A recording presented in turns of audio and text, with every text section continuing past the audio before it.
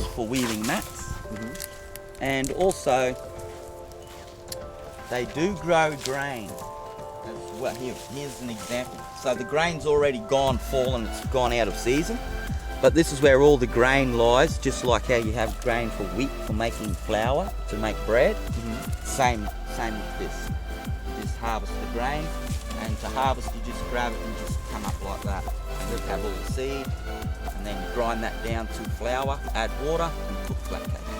No mammals or invertebrates would have been able to exist on Earth without iron, right? So this is how the hemoglobin's in a blood cell. What a perfect circle, wow. When you put red ochre on,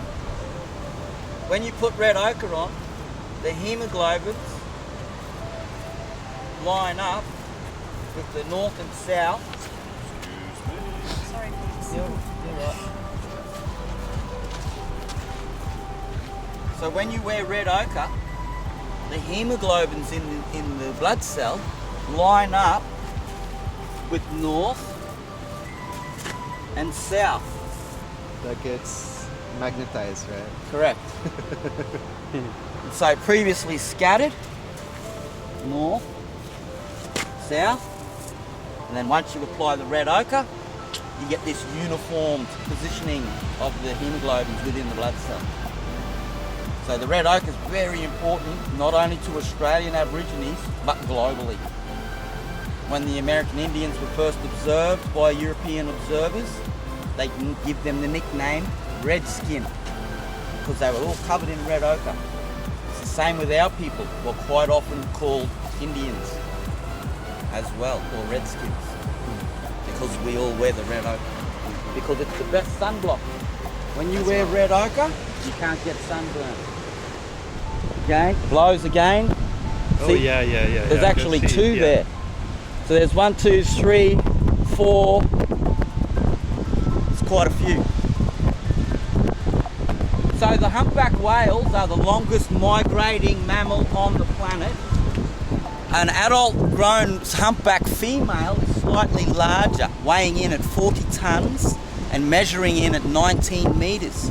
So the male humpbacks are slightly smaller. They only measure in at 17.5 meters. When they travel north, the only reason why they make this journey is because they have to have their babies in the warmer waters, otherwise they would die in the cold. So they come up here. When they migrate, they don't eat at all, right? They come all the way up. Some whales will only come as far as Newcastle because they're obviously not pregnant and they don't have to have a baby, so they won't come as far. But when they're pregnant, they have to go at least as far as Hervey Bay. And that's where the calving grounds start, up at Hervey Bay.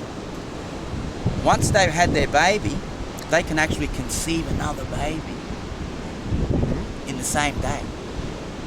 They're prolific breeders, right? On Moreton Island there was a Tangalooma whaling station which operated from 1952, finished in 1962, the year that the whaling was banned. Now, at that time, scientists believed that the southern hemisphere population of humpback whales had plummeted to between 300 and 500 individuals. Since the ban of whaling, as I mentioned, they are prolific breeders and they've made an extraordinary comeback where now the southern hemisphere population of humpback whales is around 38,000 individuals, and they're steadily increasing at 11% per year. So that's around 4,000 babies a year. So that's why you see the babies now more often. Yeah. They even used to do ceremonies with big poisonous spiders too.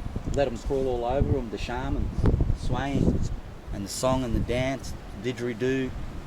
And they would do these ceremonies with spiders and snakes, poisonous animals. So they would become friends to our kids. Yeah. And it was noted by an early European explorer he captured one of these spiders. He measured it from diagonally from the left back leg to the front right leg, diagonally across the spider, and it measured 14 inches. Wow. That's huge. Yeah, Spider. that's like. But those don't exist anymore. Well, they killed them all. Oh, okay. See, when the it Europeans... would have been a special species, right? Yes. Or something, yeah. And this one European fellow, he caught one of these spiders in a tin, and he had it in his saddle pack, and he was riding along, and somehow the tin's worked its way loose. It's fallen on the ground. The tin's flung open. The spiders jumped out, and there was some young Aboriginal initiated men, which we call kipper. Yeah.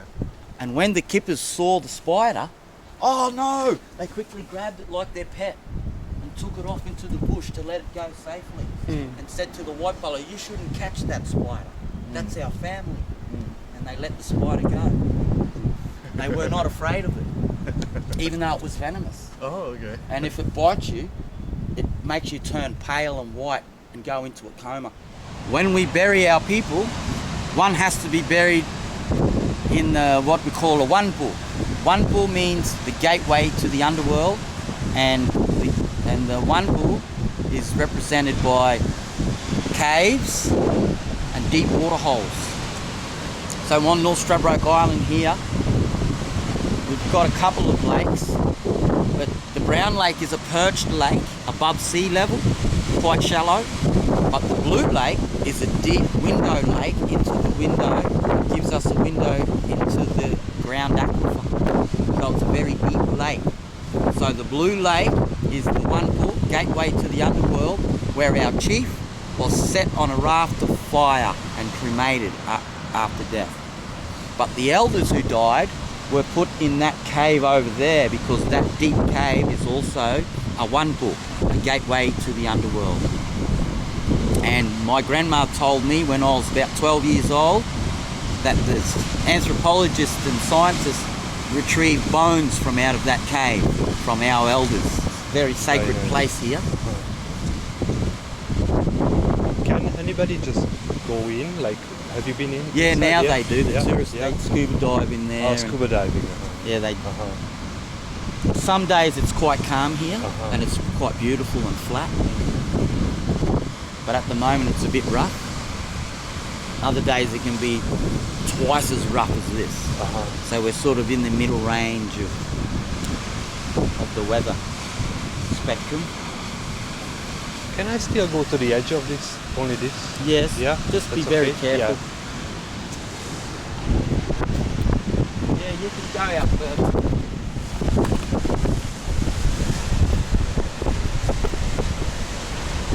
That's so beautiful.